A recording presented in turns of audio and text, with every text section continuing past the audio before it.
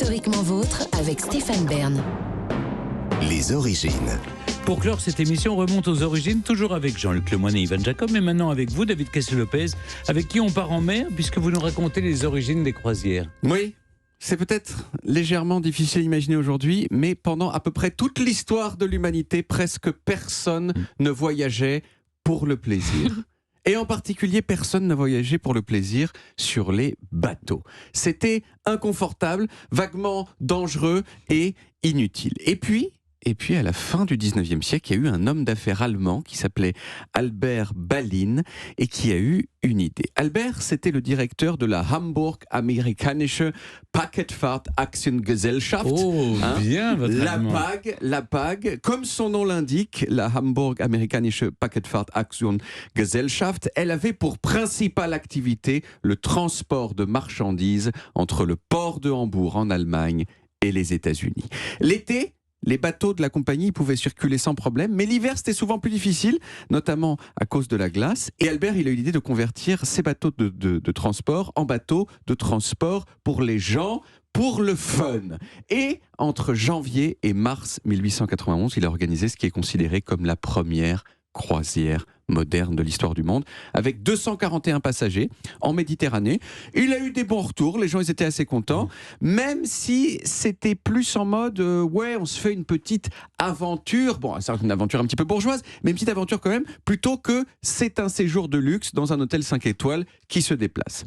Les machines du bateau, elles étaient en vue, il n'y avait pas beaucoup de place sur les ponts, pas beaucoup de loisirs, mais ça a été suffisamment un succès pour que quelques années plus tard, Albert y mette les grands moyens. En 1899, il a commandé la construction du premier bateau de l'histoire spécialement conçu pour la croisière qui s'appelait le Prinzessin Victoria Louise, du nom de la princesse prussienne. Un bateau vraiment super beau qui s'inspirait des hôtels de méga luxe de l'époque, mais qui avait un inconvénient, c'était que le capitaine qui le dirigeait n'était pas super compétent en navigation.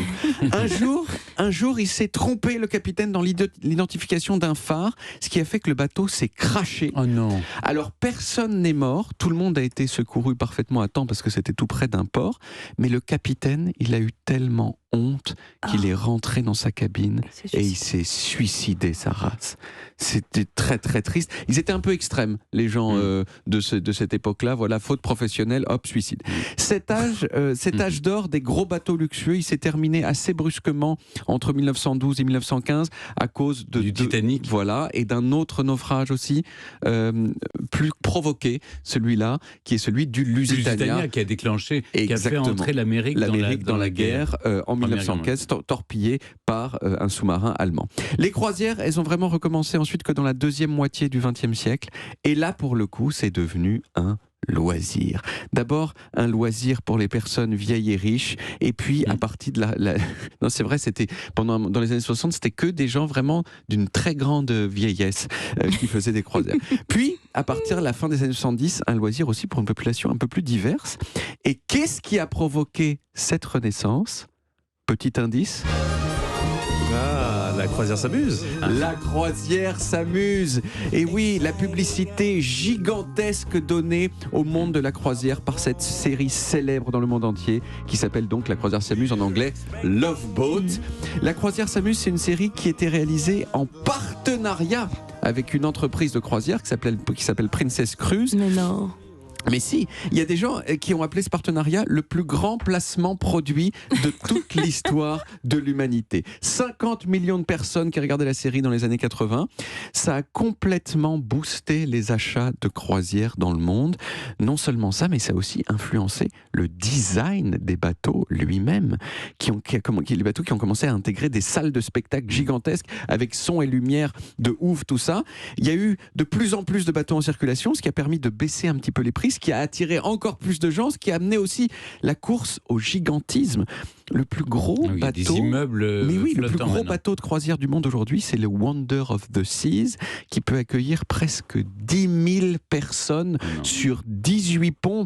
J'ai vu une petite vidéo qui présentait ce bateau.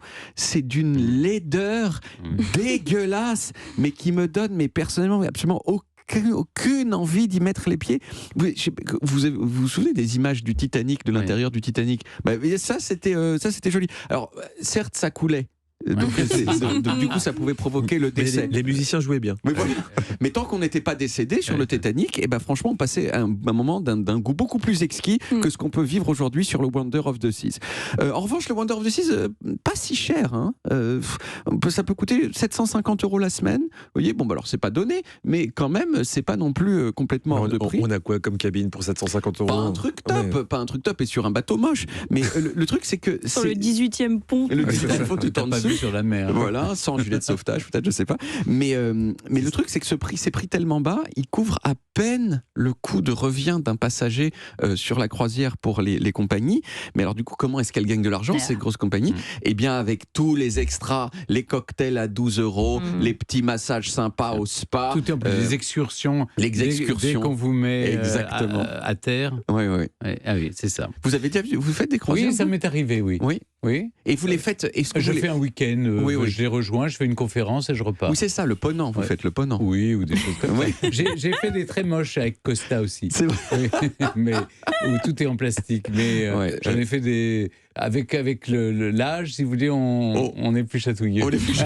Et les croisières historiquement vôtres, c'est pour quand? Mais c'est bientôt, ça commence. Je fais les croisières du patrimoine. Dans quelques semaines. Je suis très content. Mais c'est juste pour une soirée, vous voyez. C'est un peu comme un bateau-mouche. Vous voyez sur la scène. Merci David. On retrouve les origines en podcast sur toutes les applis audio et en vidéo sur YouTube. Dailymotion est sur le site